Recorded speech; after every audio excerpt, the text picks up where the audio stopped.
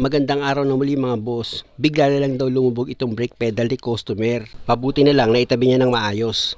Dati raw kasi mga boss, bombahin niya lang daw yung brake pedal niya, nagiging okay na, normal na siya ulit. Pero ngayon, pag tinapakan niya itong brake pedal niya, talagang lumulubog na siya dahan-dahan. Kaya ang ginawa ko dyan mga boss, gamit yung open wrench sa number 10, niluwagan ko itong dalawang fitting niya. Tapos binunot ko itong socket wire sensor niya dito sa fluid reservoir. Pasensya na mga boss, hindi ko na dahil tripod ko, kaya kung mapapansin nyo magalaw itong pagkuha ko ng video. Check upin ko lang sana itong sasakyan, kaya lang nakiusap si customer na baka daw kaya ko nagawa ng paraan. Dahil nga bukas kailangan niya ng sasakyan. At dahil sa magandang pakiusap ni customer, unang-una babae siya, ginawa ko na itong sasakyan niya. Tinanggal ko itong dalawang nut na number 12 dito sa brake master assembly. Yan yung nakadoktong dito sa hydrovac. Pati itong fitting niya or fluid line, i-disengage ko rin yan dito sa cylinder. Tatanggalin ko itong brake master assembly mga boss dahil pwede marumi lang ito, kaya ang nangyayari lumulubog itong brake pedal niya. Lilinisan ko lang yan kung sakaling walang sira dito sa repair kit at cylinder. Na-experience ko na kasi ganitong trabaho mga boss, nilinis ko lang, naging okay na.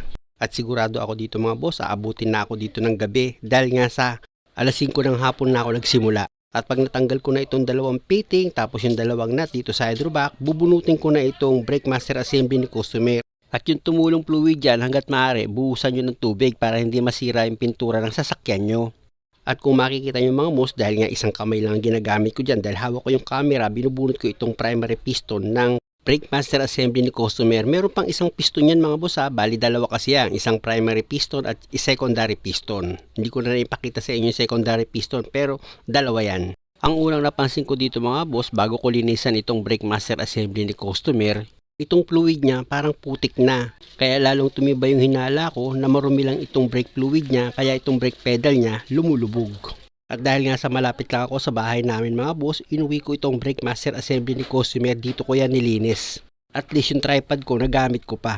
At nakita nyo naman, kinalas-kalas ko itong brake master assembly ni customer para malinis ko yan ng maayos. Sabon na may tubig lang ang ginamit ko dyan, para yung putik-putik nito sa loob ng cylinder matanggal.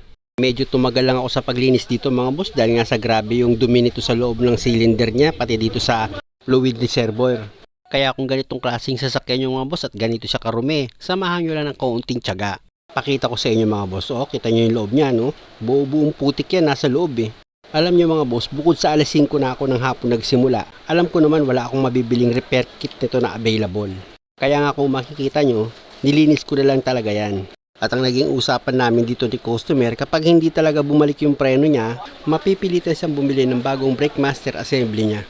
At kung makikita nyo mga boss, binabalawan ko na itong brake cylinder niya, pati itong reservoir ng fluid mga boss, binalawan ko na rin yan. Pag napatuyo ko na yan, kung makikita nyo, di ba, binalawan ko pa rin yan ng brake fluid para sigurado ako na wala siyang hahalong tubig dito sa brake master assembly. Itong cylinder mga boss pati itong reservoir ng fluid pares kong binalawan ng brake fluid yan. Bago ko yan i-assemble. Pag in-assemble nyo naman yan mga boss, siguraduhin nyo lang yung o-ring dito sa reservoir or yung pinaka-gasket niya, dapat nakalagay yan bago mo ilagay dito sa cylinder. Ayan mga boss, dito sa reservoir yung dalawang o-ring, di ba, nakalagay na. Tapos itusok niya yan dito sa cylinder. Pag naitapat nyo na yan sa dati niyang position mga boss, idiin nyo lang yan. Tapos dito naman sa brake cylinder at dito sa lagayan mo ng fluid sa reservoir, meron ka dyang ilalagay na pin para itong reservoir at itong cylinder hindi siya maghiwalay. Ayan mga boss, yung nilalagay ko. Ayan yung pin na nagdalak dito sa reservoir at brake master cylinder mo. At dahil nga sa nailagay ko na itong pin mga boss at yung primary at secondary piston nailagay ko na rin dito sa cylinder, ang susunod kong gagawin dyan, magbi-bleed ako. Kaya lang bago ako mag-bleed mga boss, syempre naman lalagyan ko ng brake fluid yan. Pag nilagyan ko na ng brake fluid mga boss, ipapump ko na ngayon itong primary piston nya. Pag matigas na ipump yan mga boss, ibig sabihin nun wala na yung hangin, pwede mo na yan ibalik dito sa hydrovac nya. Ang problema mga boss, kamamadali ko, nakalimutan ko ulit yung tripod ko. Kaya ang ginawa ko dyan mga boss, habang nilagay ko itong dalawang nut na number 12, pati itong fitting niya, si customer ang may hawak-hawak nitong camera. At kung makikita nyo, inihigpitan ko na itong dalawang fitting niya or fluid line gamit itong open wrench na number 10. Yan mga boss, hinihigpitan ko na itong fitting, tapos itong nut na number 12 dito sa brake master assembly na nakarugtong dito sa hydrovac, hinigpitan ko na rin yan. Kung makikita nyo, ayan, mahigpit na siya, di ba? I-check ko pa yun ulit mga boss, higpitan ko ulit itong nut dito sa brake master assembly niya, tapos ipa-start ko na itong makina. Dahil nga sa ang gagawin ko dyan, magbi-bleed naman ako. Ipapap ni customer yung brake pedal after a seconds.